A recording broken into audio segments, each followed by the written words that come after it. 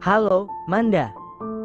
Arka menelpon Amanda, bermaksud mengutarakan keinginannya untuk segera pulang dari rumah sakit. Iya kak, kenapa? Jawab Amanda di seberang. Kenapa tadi nggak bisa dihubungin? Tanya Arka. Lagi di panggilan telepon lain. Itu si Anita bilang, Nuri sama Siti yang dulu kerja di penthouse, yang aku pindahin ke rumah. Pada berantem dengan salah satu yang kerja di rumah. Berantem? Berantem soal apa? Tanya Arka. Biasalah, senior junior. Ya ampun, tapi udah beres? Udah kelar kok masalahnya. Kamu kenapa, Kak? Ada masalah? Udah makan belum kamu? Amanda melontarkan pertanyaan yang beruntun. Udah tadi. Manda. Boleh nggak aku pulang hari ini? Ujar Arka perlahan. Loh, kan masih sakit. Kenapa sih? Udah nggak betah ya, kamu? Iya sih. Salah satunya itu, lagian juga aku udah ngerasa baik-baik aja kok. Boleh ya, men? Hah. Amanda menghela nafas, lalu berpikir. Gimana ya, Kak? Aku tuh khawatir banget, takut kalau kamu kenapa-kenapa lagi. Manda, percaya deh sama aku. Aku baik-baik aja sekarang. Ya, boleh ya? Oke, tapi jangan kerja dulu. Jangan terima tawaran syuting ini itu dulu. Oke deh, enggak. Boleh ya tapi. Oke, entar aku urus semuanya. Udah nggak apa-apa, men. Entar aku suruh Rio aja. Udah ada Rio di situ? Ada. Oh, ya udah. Kamu udah makan dan minum vitamin, Manda? Belum, bentar lagi. Jangan lupa. Iya. Ya udah, aku urus semuanya dulu ya. Ujar Arka. Oke deh, nanti kabarin aku. Iya. Arka menyudahi teleponnya. Boleh kan sama bini lo? Tanya Rio kemudian. Arka mengangguk, detik berikutnya mereka segera bergerak. Melakukan proses administrasi dan sebagainya. Sebenarnya dokter juga sudah mengatakan, jika Arka boleh pulang dan bisa melakukan rawat jalan. Hanya saja Amanda yang masih ingin dia berada di sana. Tapi hari ini Amanda menyetujui keinginan Arka untuk beristirahat saja di rumah. Jujur Amanda masih agak sedikit khawatir, tetapi ia juga kasihan pada Arka jika harus berada di rumah sakit terus-menerus. Pastilah pemuda itu merasa bosan. Saat semuanya telah selesai diurus, Arka dan Rio pun berpamitan pulang pada dokter dan suster yang telah merawatnya. Mereka berjalan diantar ke lobi depan. Saat tengah melintasi sebuah lorong tanpa sengaja Arka menoleh ke sebuah kamar, yang kebetulan gorden kacanya tengah terbuka. Ia terkejut melihat Nino ada di sana dan begitu pun sebaliknya. Nino yang dalam beberapa hari ini percaya diri jika Amanda datang hanya untuk melihat keadaannya, kini mendadak hatinya menjadi patah. Sementara Arka menduga-duga, apakah Amanda mengetahui keadaan Nino atau tidak. Rio mengantar Arka ke penthouse terlebih dahulu, kemudian mereka mengambil mobil dan tancap gas menuju rumah orang tua Arka. Kok lo masih parkir di sini, sih? Tanya Rio ketika mereka telah sampai, dan Arka tetap memarkir mobilnya di tempat yang biasa. Bawa aja ke depan rumah lo, emak lo udah tahu ini. Lanjutnya lagi. Entar ngundang reaksi tetangga, Ri. Tahu sendiri warga di sini kayak apa? Ujar Arka kemudian. Iya sih, ya udahlah terserah lo aja. Tukas Rio. Arka pun memarkir mobilnya di tempat tersebut. Ayo, keluar. Ujar Rio yang melihat Arka terdiam di dalam mobil. Padahal mesin kendaraan tersebut sudah dimatikan. Udah aja santai, aja. Lanjut pemuda itu lagi. Arka pun lalu membuka pintu mobil, jujur ia agak ragu untuk melakukan hal ini. Karena sekalipun, ia belum pernah membuat kedua orang tuanya marah besar. Ini kali pertama ia membuat sebuah kekacauan, yang menyebabkan ibunya menjadi murka. Namun seperti kata Rio, tak ada pilihan lain kecuali jujur dan mengatakan semua dengan apa adanya. Tuh, kan. Apa saya bilang? Bu Mawar si ratu gosip kampung tengah mengintip pergerakan Arka dan Rio, yang kini perlahan menjauh dari mobil. Ia mengintip bersama ibu-ibu penikmat gosip. Iya, Bu Mawar. Kok bisa pakai mobil secakep itu? Duit dari mana kalau bukan simpanan? Salah satu pemuja berhala Bu Mawar buka suara. Iya, makanya jadi aktor aja baru-baru ini dapat peran bagus. Masa udah bisa beli mobil semewah itu? Saya udah cek jeng di eta teh Google. Itu mobil harganya mahal banget, mana mungkin honor si Arka cukup. Rumah emaknya aja nggak dibener-benerin sama dia. Percaya sih kita sekarang. Ujar yang lainnya lagi. Arka melangkah perlahan, kini ia dan Rio telah berada tepat beberapa meter di depan rumah. Tampak ibunya telah berdiri di sana, seakan sudah memiliki firasat jika putranya tersebut akan pulang. Bu! Plaak! Sebuah tamparan keras penuh kemarahan mendarat di pipi Arka. Bu! Plaak! Lagi-lagi tamparan itu mendarat. Rio memalingkan wajahnya ke arah lain, karena tak tega melihat Arka. Ibu nggak pernah ngajarin kamu jual diri ya Arka? Pelan suara ibunya terdengar, namun syarat akan kemarahan dan juga kekecewaan. Bu! Ibu sudah cukup sakit hati, dengan tahu bahwa kamu menghamili perempuan. Dan hari ini ibu baru tahu satu fakta lagi, bahwa kamu memberi ibu dan bapakmu uang haram. Itu bukan uang haram, Bu. Arka nggak berzina dengan dia, Arka menikah sama Amanda. Petir seolah menyambar. Menikah kamu bilang?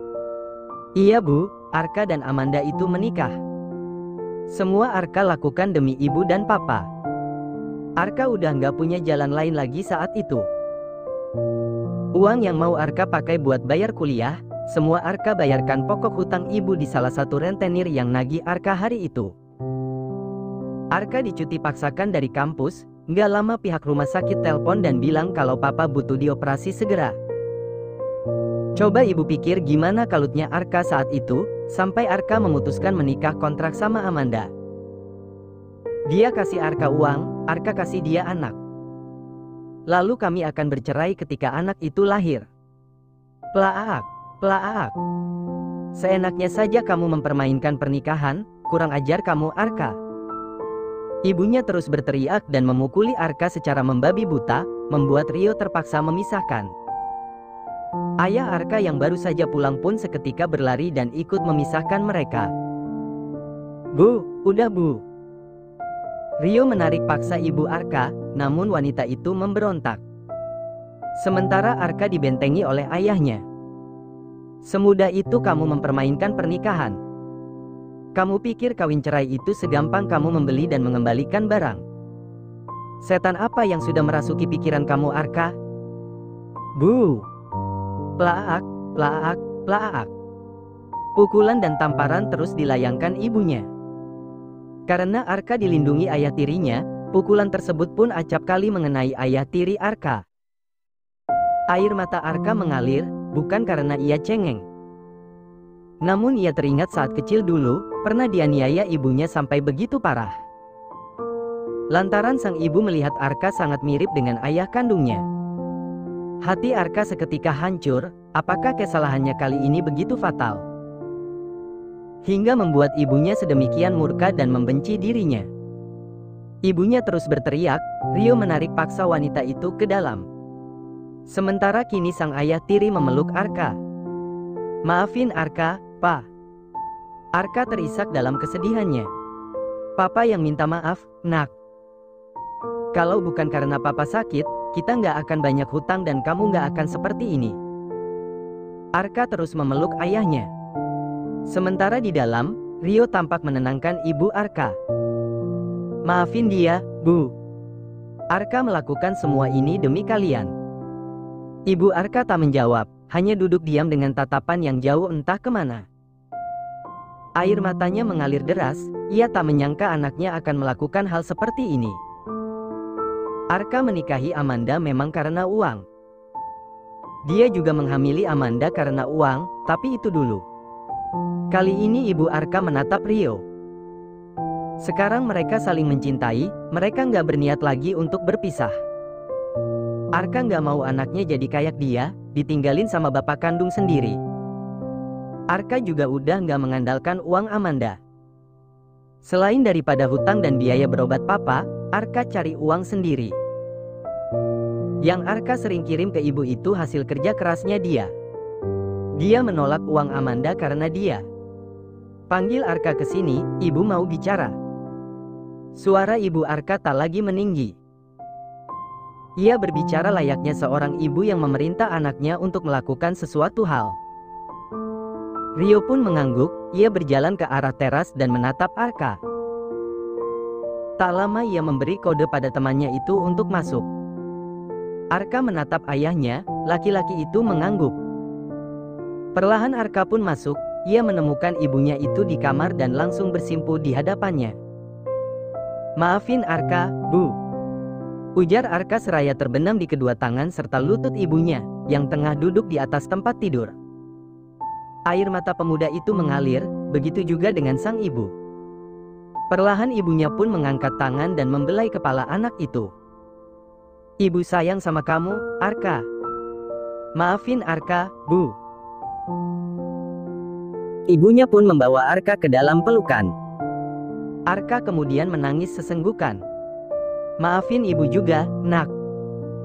Maafin ibu." Mereka berdua tenggelam dalam tangis. Lalu ibunya menghapus air mata di wajah Arka. "Pulanglah ke rumah istrimu, bawa dia ke sini." Arka terdiam memperhatikan ibunya. "Tapi Bu," ia bahkan belum memberitahukan Amanda soal ini. Dia menantu ibu dan papa. Anak yang sedang dikandungnya itu, cucu kami. "Bawa dia ke sini, Nak." Arka kini dilanda kebingungan, pasalnya Amanda adalah seorang perempuan kaya raya. Apakah ia mau menginjakkan kakinya di rumah yang sederhana seperti ini? Apakah ia mampu menghormati kedua orang tuanya yang berasal dari kalangan biasa saja? Bagaimana cara menjelaskannya pada Amanda? Arka menghela nafas, ini sudah 2 jam berlalu. Pasca kepulangannya dari rumah orang tuanya. Ia masih bingung dengan permintaan terakhir sang ibu. Arka masih terdiam di tempat duduknya, ketika Amanda keluar dari dalam lift pribadi dan masuk ke ruangan itu. Ia tak menyadari kehadiran Amanda. "Kak." Amanda menyapa sang suami, namun tak ada jawaban. Arka masih terpaku di tempatnya. "Misi, paket," teriak Amanda di telinga Arka, hingga membuat laki-laki itu terlonjak kaget. "Manda, kamu udah pulang?" tanyanya kemudian. "Enggak, ini Fata Morgana," ujar Amanda sewot. Arka pun tertawa kecil, di sela-sela kecemasan yang masih melandanya. Ia terus terpikir akan permintaan sang ibu, yang menyuruhnya untuk membawa Amanda ke rumah. Arka beranjak lalu mencium kening istrinya itu. "Kamu baik-baik aja, kan hari ini?" tanya Arka pada Amanda. "Baik, kamu sendiri? Masih ngerasa nggak enak badan nggak?" Amanda balik bertanya seraya memperhatikan Arka. Arka menggeleng lalu memeluk Amanda. Seakan mencari sandaran untuk sesuatu. "Kak, kamu kenapa?" Amanda agaknya curiga dengan keadaan Arka. Pemuda itu menggeleng, berusaha berakting jika dirinya tengah baik-baik saja. Mungkin di lokasi syuting semua itu akan berhasil, namun tidak di hadapan Amanda. Mata Arka tak bisa berbohong pada wanita itu. "Cerita sama aku ada apa?" ujar Amanda melepaskan pelukan, lalu menatap Arka. Arka diam, ia berpikir apakah harus jujur atau tidak mengenai hal ini. "Kak, kita ini suami istri loh. Kita harus belajar jujur satu sama lain," ujar Amanda. Arka menghela nafas. "Ibu aku udah tahu soal kita, Manda," tukasnya sambil menatap Amanda. Tampak wanita itu terkejut sekaligus cemas. Terus, Amanda baru menyadari ada memar di pipi Arka. "Ini kenapa, Kak?" tanyanya panik, seraya memperhatikan setiap jengkal wajah suaminya itu. "Ibu," jawab Arka lalu menunduk. Ada kesedihan yang tiba-tiba merebak di wajah Arka. Amanda pun merasa iba, dipeluknya pemuda itu sekali lagi dengan erat. "Maafin aku ya, Kak. Ini semua salah aku yang bawa kamu ke dalam masalah ini." "Gak ada yang perlu disalahkan, men. Aku juga mau melakukannya, dan sekarang aku mencintai kamu." Amanda makin mempererat pelukannya. "Ibu mau kamu datang." Pelukan Amanda melemah, kini Arka yang melepaskan dan gantian menatap wanita itu. "Kalau aku kesana, nanti aku harus ngomong apakah?" "Kamu gak perlu ngomong apa-apa, aku udah jelasin semuanya. Yang perlu kamu lakukan cuma datang. Ibuku cuma mau melihat menantu dan calon cucunya." Amanda menghela nafas lalu menunduk, jujur ia benar-benar bingung kali ini. Sementara di sebuah tempat Maureen tengah berteriak kegirangan. Yes, yes, yes. Gue ditransfer 20 juta. Ujarnya seraya merebahkan diri ke atas tempat tidur dan menggoyangkan kedua kakinya. Ye, 20 juta. Lanjutnya kemudian, Canti dan Widya yang tengah duduk di lantai kos sambil memakan asinan tersebut pun memperhatikan Maureen. "Girang amat bu, siapa yang ngirim duit?" tanya Canti kemudian. "Nino dong," ujar Maureen sambil terus tersenyum. "Cowok yang waktu itu?" tanya Widya. "Iya," jawab Maureen masih sumringah. "Bukannya kata lo waktu itu, dia udah ghosting ya?" tanya Canti lagi. "Iya, tapi gue kirim wah. Gue bilang kalau gue hamil, hahaha." "Terus?" tanya Widya seraya mengerutkan dahi. "Dia ngira gue hamil beneran. Dan dia bilang dia akan tanggung jawab." "Terus lo jawab apa?" tanya Canti. "Gue bilang, gue terima pertanggungjawaban dia. Tapi gue gak mau nikah, kasih aja tanggung jawab lain. Dan dia bilang kalau dia bakal kasih gue duit, sampai gue lahiran nanti." "Lah terus nanti, kalau dia nanyain anaknya gimana?" lagi-lagi Canti bertanya. "Tinggal gue bilang aja mati pas lahir, gampang kan? Yang penting duitnya ngalir selama 9 bulan ke depan." Canti dan Widya saling menatap. "Ya udah deh, gue mau bayar cicilan mobil dulu sekalian shopping. Bye." Maureen beranjak. "Bayarin asinan gue sama Widya," teriak Canti. "Iya," jawab Maureen sambil berteriak pula. Maureen meninggalkan mereka begitu saja. Tak lama Canti pun memutar kembali percakapan dengan Maureen di handphonenya. "Lo rekam, Chan?" tanya Widya tak percaya. "Iya, kali aja berguna." Detik berikutnya kedua sahabat itu tersenyum jahat. Liana kembali ke rumah Ibu Arka, ia mengambil beberapa barangnya yang masih ada di rumah tersebut. Ibu Arka baru saja berpikir bagaimana nanti Liana jika melihat Arka bersama dengan Amanda. Gadis itu pasti akan sangat sedih dan sakit hati sekali, apalagi akhir-akhir ini Arka sangat jarang menghubunginya. Ibu Arka bingung perihal apa yang harus ia katakan. Namun tiba-tiba gadis itu datang dan mengatakan jika ia ingin di kosan saja. Lagi pula ia akan mulai bekerja kembali pada keesokan hari. "Beneran, kamu gak apa-apa Liana?" tanya Ibu Arka kepada Liana, yang saat ini tengah ditunggui oleh Rio. "Iya Bu, lagian saya juga harus masuk kerja. Terima kasih atas kebaikan Ibu sekeluarga, saya akan sering-sering mampir ke sini." "Iya, Nak. Kapanpun kamu mau datang, Ibu selalu menerima." "Kalau pintu terkunci berarti Ibu di pasar." Liana tersenyum, begitu pula dengan Ibu Arka. "Iya, Bu," ujar Liana kemudian. Tak lama ia pun berpamitan, Ibu Arka melepas gadis itu dengan penuh haru. "Masmu ini Ti. Sukanya mempermainkan anak orang. Sudah ada Amanda, masih saja mendekati Liana. Ibu kasihan sama Liana. Iya, Bu. Semoga Mbak Liana dapat yang lebih baik dari Mas Arka, ucap Rianti. Iya, kamu bantu ibu ya. Siapa tahu masmu sama istrinya bisa datang hari ini. Kita beresin rumah dan masak-masak. Iya, Bu, jawab Rianti.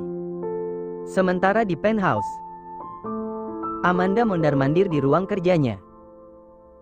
Ia mengunci pintu dan berpikir tentang apa yang harus ia lakukan. Duh, gimana ini?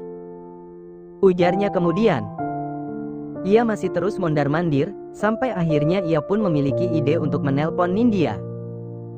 Kemana aja, Bu? Tanya Nindya di telepon. Ketika akhirnya ia mendengar suara Amanda. Duh Nin, sorry.